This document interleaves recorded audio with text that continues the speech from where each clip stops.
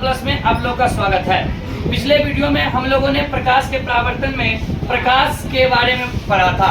प्रकाश क्या होता है, इसका प्रकीर्णन क्या होता है, ये सब हम लोग पहले की वीडियो में पढ़ चुके हैं। इसका लिंक वीडियो के डिस्क्रिप्शन में मिल जाएगा। आगे हम लोग आज प्रकाश के परावर्तन को पढ़ते हैं। आइए, प्रकाश के परावर्तन क्या होता है। जैसा कि परावर्तन शब्द का अर्थ होता है लौटना, तो प्रकाश का परावर्तन यानी प्रकाश के लौटने के, प्रकाश के किसी वस्तु से टकराकर लौटने को प्रकाश का परावर्तन कहा जाता है। प्रकाश किसी वस्तु से टकरा जाती है और वापस जो लौटती है, यही प्रक्रिया क्या होता है, प्रकाश का परावर्तन होता है। अब प्रकाश की किरणों का पथ दर्शाने वाले चित्र को किरण आरेख कहते हैं। ध्यान से देखिए, एक टॉपिक है यहाँ पे किरण आरेख, प्रकाश की किरणों का पथ दर्शाने वाला। जैसे कि मान ले हम कि यहाँ एक प्रकाश की किरण के पथ दर्शा रहे हैं, तो ये प्रकाश जा रही है और ये आ रही है। तो यहाँ जो प्रकाश जा करके यहाँ लौट के आ रही है, जो किरण आरेख दिए हैं, ये लाइन जो दिए हैं डायग्राम, यही किरण आरेख कहलाता है। ठीक, अब हम लोग पढ़ते हैं प्रकाश के परावर्तन के नियम। दोस्तों, प्रकाश के परावर्तन के नियम क्या होते हैं। तो प्रकाश की किरण जिस सतह पर पड़कर जिन नियमों का पालन करते हुए उस सतह से वापस लौट जाती है, यही प्रकाश के परावर्तन का नियम है। ध्यान से देखिए, तो मैंने यहाँ पे कहा है कि प्रकाश की किरण किसी सतह पर पड़कर जिन नियमों का पालन करती है, कुछ तो नियम का पालन करता होगा, ऐसे ही तो नहीं लौट जाता होगा, नियम तो पालन करता होगा ना जी। तो जिन नियमों का पालन करते हुए वापस लौट जाती है, वही प्रकाश परावर्तन के नियम कहलाता है। ठीक, अब हम लोग परावर्तन के नियम को देखते हैं कि कौन सा नियम है जिस नियम से वो वापस लौटता है। तो इसका नियम दो होते हैं, यानी प्रकाश के परावर्तन के कितने नियम होते हैं, दो नियम होते हैं। पहला नंबर नियम क्या कहता है कि आपतित किरण, परावर्तित किरण तथा आपतन बिंदु पर खींचा गया अविलंब, अर्थात यहाँ देखिए डायग्राम में समझते हैं, आपतित किरण ए, परावर्तित किरण बी और आपतन बिंदु O पर डाला गया एक डॉटेड लाइन से अविलंब डाले हैं, ये तीनों एक ही समतल पर हो। ध्यान से देखिए, एक ही समतल, यानी कि एक समतल दर्पण पर मैंने इस आरेख को दर्शाया है। और सेकेंड जो इसका नियम है वो कहता है कि आपतन कोण, यानी ये जो आपतित किरण से और अविलंब के बीच में जो ये कोण बनता है, जिसका नाम मैंने I दिया है, ये कोण परावर्तित कोण के, यानी कि जो परावर्तित किरण और अविलंब के बीच जो कोण बना है ये R, इस कोण के क्या होते हैं, बराबर होते हैं। जैसे मैंने लिखा है कोण AON, ये कोण बराबर होते हैं कोण NOB के, इसके, यानी कोण I बराबर होते हैं R के।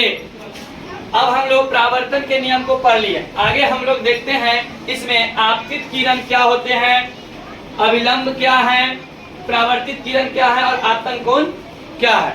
आइए हम लोग देखते हैं आगे।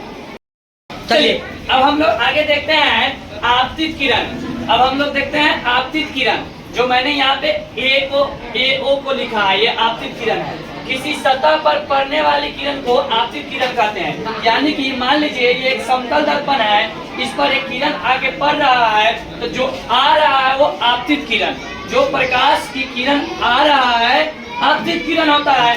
ठीक वैसे ही आपतन बिंदु, जिस बिंदु पर आपतित किरण की सतह टकराती है, जिस बिंदु पर आपतित किरण की सतह टकराती है, अर्थात ये एज नाम के जो किरण है, ये समतल दर्पण के O बिंदु पर टकरा रही है। यहाँ ध्यान से देखिए, तो ये O बिंदु पर टकरा रही है, तो ये क्या हुआ, आपतन बिंदु हुआ। जिस बिंदु पर टकराती है वो आपतन बिंदु हुआ। उसके बाद है परावर्तित किरण, परावर्तित किरण यानी कि जिस माध्यम से चलकर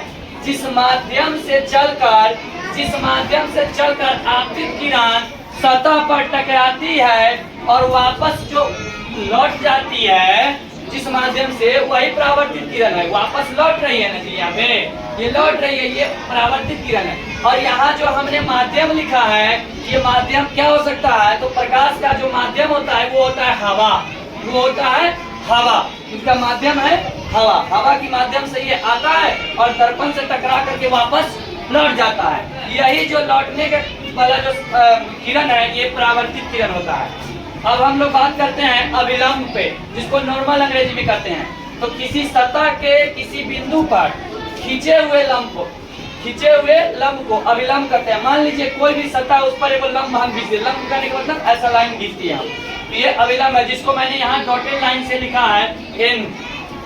अब हम लोग देखते हैं आपतन कोण। अगला हम लोग देखते हैं क्या, आपतन कोण, एंगल ऑफ इंसिडेंस। आपतित किरण और आपतन बिंदु, आपतित किरण और आपतन बिंदु के बीच जो खींचा हुआ अविलंब जो है, ये अविलंब के बीच जो कोण बनता है वही होता है आपतन कोण होता है। ठीक, आगे हम लोग परावर्तन कोण के देखते हैं। तो परावर्तित किरण, आपतित बिंदु, परावर्तित किरण और अविलंब के बीच जो कोण बनता है ये परावर्तन कोण होता है। ठीक, आगे हम लोग अब समतल दर्पण पर बने हुए प्रतिबिंब को पढ़ते हैं।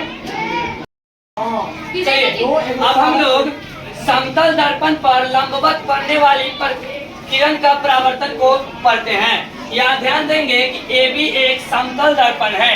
यहाँ ए बी एक समतल दर्पण है जिसके पी बिंदु पर आपतित किरण आ रही है और फिर उसी बिंदु से टकरा कर लंबवत आई और उसी बिंदु से टकरा कर वापस चली गई। अर्थात आपतन कोण I बराबर कोण R होता है, तो यहाँ कोण R बराबर 0 डिग्री होता है। अर्थात परावर्तित किरण अभिलंब PN से 0 डिग्री कोण बनाती हुई निकलेगी। अब हम लोग इससे यह निष्कर्ष निकलता है कि समतल दर्पण पर लंबवत पड़ने वाली प्रकाश की किरण परावर्तन के बाद उसी पथ से लौट जाती है, यानी कि इसी पथ से आया और इसी पथ से क्या हुआ, लौट गया, जिसका डायग्राम मैंने यहाँ पे बना दिया।